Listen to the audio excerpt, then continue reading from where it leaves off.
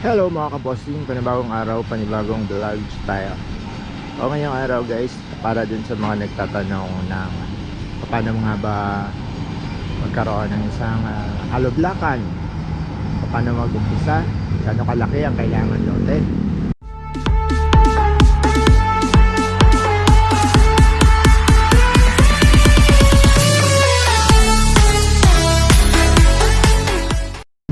Papakita ko ngayon guys yung haloblakan ng aming pamangkin. So ito pinuput up pa lang siya. So, bagong tayo. Ganito po siya kalawak. Bakit ganito kalawak? Siyempre unang-una papasok po dyan yung magdadala ng materials. Siyempre cargo po yan, malaki.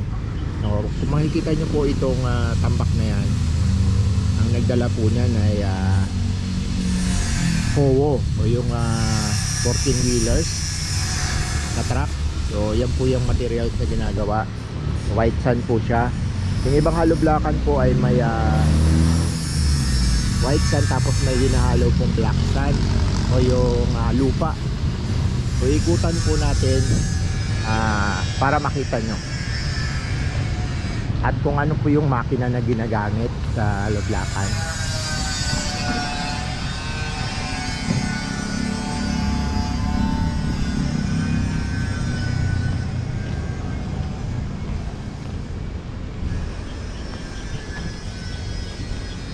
Ito yung bagong yari. Natanggalan na po siya ng paleta. So paglabas po kasi niyan sa gawaan meron po siyang nakalagay sa ilalim dito. So ito nakatanggal na po yung paleta. Ready for pick up na po yan or delivery kung may order. So ito po. Ayan. Ayun yung bagong gawa. Ito size 4. Ito yun po yung size 5. Tapos yun po yung pinaka machine niya. Lapit po tayo dun sa pinaka-machine niya. Solo? Solo ka lang? Oo, wala yung kasama ko eh. Wala? Ilang kaya maghapon?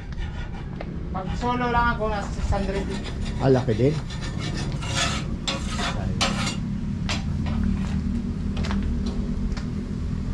Ito yung haluan. Ito yung makina.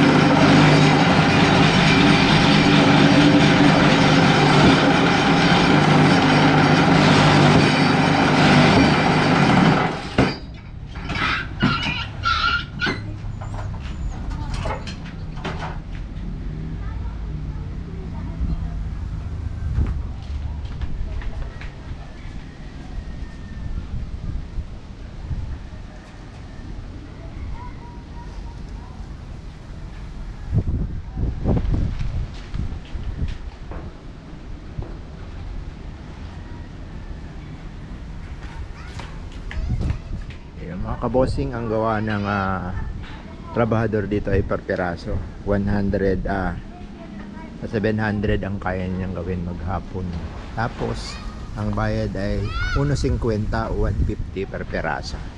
So per piraso po ang gawa. Ngayon po ang selling price ngayon dito ng hollow block pag 5 ay nasa 17 to 21 pesos. So pag 4 naman po ay 16 to 20 pesos. Depende. Iingay pala niyan. Maingay po. 5. Ito po bagong gawa. So kailangan talaga malawak yung haloblakan para yung pwesto para ano.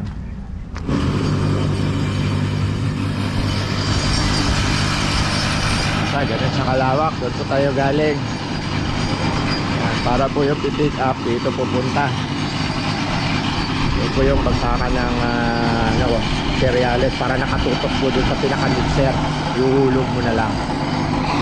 So papakita ko po sa inyo ng aerial shot para makita nyo kung gano'n talaga sa kalawak.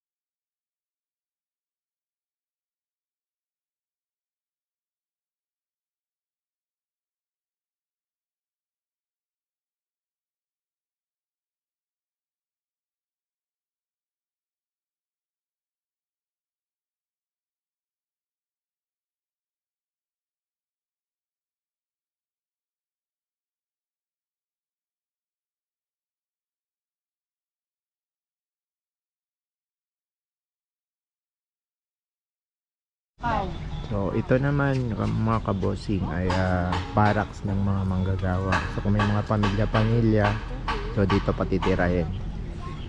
So required ba na may ganito?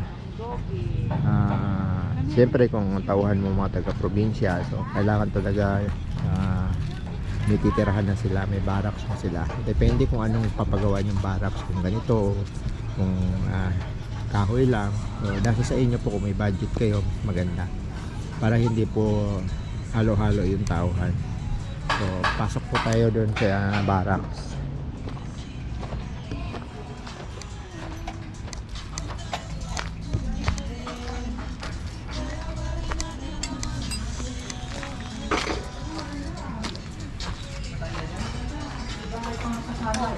Come here! Come here! Ayan siya. Wow! It's very nice! Tawag mo, nagtatago siya dun sa may Kasi hindi sanay. Look!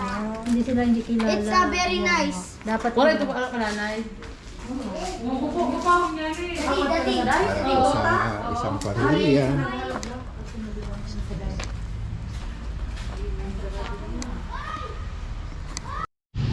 So yun mga kabosing, nasagot natin yung nagtatanong ng paano mag-umpisa ng isang hollow blockan. So, magkano nga ba yung magiging puhunan? So itong pinakita ko po sa inyo ay nasa 800 to 1 m ang puhunan. So ganito kalawak. Ito nga pala mga kabosing ay rent yung pinakapwesto. Not sure lang kung magkano yung hindi ko pa natanong yung aking pamangkin. Yun mga kabosing, maraming salamat po. Yan, saan man sulok ng mundo kayo naroroning at ingat po palagi. God bless. Bye bye.